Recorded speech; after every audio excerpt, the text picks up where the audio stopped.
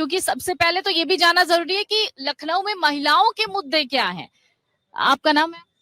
नमस्कार, मैं बीनू मिश्रा, महामंत्री अखिल भारतीय उद्योग व्यापार मंडल से।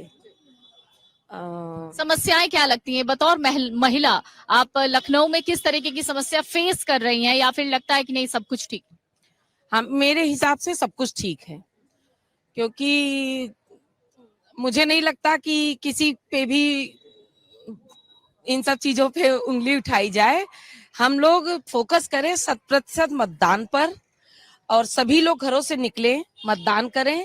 फोकस इस बात पे करें कि ऑनलाइन को जो हम लोगों ने स्वयं ही इतना ज्यादा बढ़ावा दे करके अपने व्यापार को प्रभावित किया है, मतलब लोगों को हम लोग इसके लिए प्रेरित करें कि वो ऑनलाइन व्यापार ना करके अपने पड़ोसी भाई जो भी हमारे जिन भी चीजों का व्यापार करते हैं उनके यहाँ जाकर के हम लोग सामान खरीदें, और मतलब ऑनलाइन को बिल्कुल कम करें। अच्छा, महिलाओं के लिए क्या सारी सुविधाएं हैं यहाँ? सुरक्षा की अगर बात करें, या फिर जो योजनाएं हैं सरकारी, उन सब चीजों का लाभ मिल रहा है महिलाओं को? हाँ, जानकारी का अभाव है अभी लोगों के अंदर। योजनाएं बहुत सारी हैं महिलाओं के लिए, और जानकारी का अभाव होने की वजह से उन चीजों का लाभ महिलाओं तक नहीं पहुंच पा रहा है। तो मेरे हिसाब से जैसे हम लोग हैं, जिस जगह पे हैं, हम एनजीओ से भी जुड़े हुए हैं, तो हम लोग अपने स्तर पे जाकर के महिलाओं को उन योजनाओं के बारे में बताते हैं।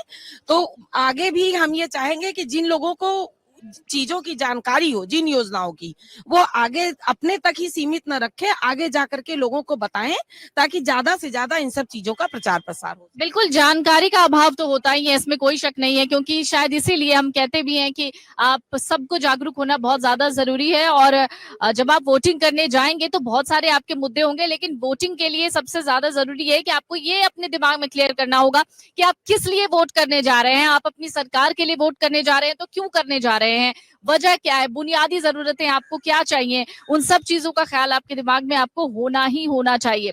सर बताइए। आम आदमी की जो आवश्यकता है, रोटी कपड़ा मकान, दो चीजें इसमें और आप ऐड कर दिए, चिकित्सा और शिक्षा।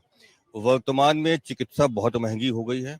आयुष्मान की बात जिन लोगों को करते हैं, उस अस्पतालों में क्या सुविधाएं हैं ये हम लोग जान सकते हैं। और किसी भी अस्पताल में आप जाएंगे, सरकार का कोई नियंत्रण नहीं है। जरा से बीमारी हो जाती है, 1 लाख 2 लाख 5 लाख रुपए बिल इतनी आसानी से वो बना देते हैं। सरकार उस पर कोई फोकस नहीं कर रही है। शिक्षा इतनी ज्यादा महंगी हो गई कि एक गरीब आदमी अगर बच्चे को पढ़ाना चाहेगा तो नहीं पढ़ा पाएगा, और आज भी सरकारी स्कूलों की व्यवस्था जैसी होनी चाहिए वैसी नहीं है। बीमा का क्षेत्र इतना ज्यादा महंगा हो गया है, बीमे को भी उसमें भी एफडीआई ले आए हैं।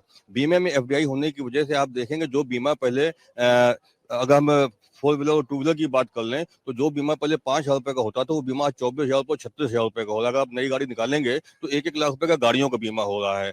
हेल्थ का इंश्योरेंस देखेंगे या आप टर्म लोन देखेंगे तो इतना ज्यादा महंगा हो गया है कि आदमी कैसे काम करे। घूम फिर के तो ये महंगाई पर ही आई। निश्चित रूप से देखिए, महंगाई है, हर आदमी के साथ अलग अलग है। किसी की आर्थिक स्थिति अच्छी है, उसको महंगाई अपने चश्मे से दिखती है।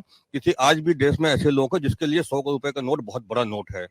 चीजें आसान नहीं है, चीजें कहना और चीजों का धरातल पर होना। हर आदमी को, किसी को पेंशन मिल रही है तो उसे कोई महंगाई नहीं दिखाई देगी। किसी का व्यापार बहुत अच्छा चल रहा है, उसको महंगाई नहीं दिखाई देगी। लेकिन जो सबकी बात अगर हम लोग करें तो आज सबसे बड़ा विषय ये है कि यदि आदमी अपने बच्चे की शादी भी करना चाहता है तो आप देखेंगे मिडिल क्लास शादी इस समय 10 लाख रुपए की हो रही है। एक आम आदमी जिसकी तनख्वाह 10,000, 15,000, 20,000, 30, 40,000 तक की भी है, कितनी सेविंग कर पाएगा? क्या वो अपने बच्चे को 25 साल तक का करते करते वो 10 लाख रुपए की सेविंग कर पाएगा? ये बहुत बड़ा विषय है। सरकार को महंगाई पर नियंत्रण लाना होगा। अगर आप ये वीडियो YouTube पर देख रहे हैं तो हमारे चैनल को सब्सक्राइब करें और बेल आइकन को दबाना ना भूलें। अगर आप Facebook पर ये वीडियो देख रहे हैं तो हमारे पेज को लाइक करें।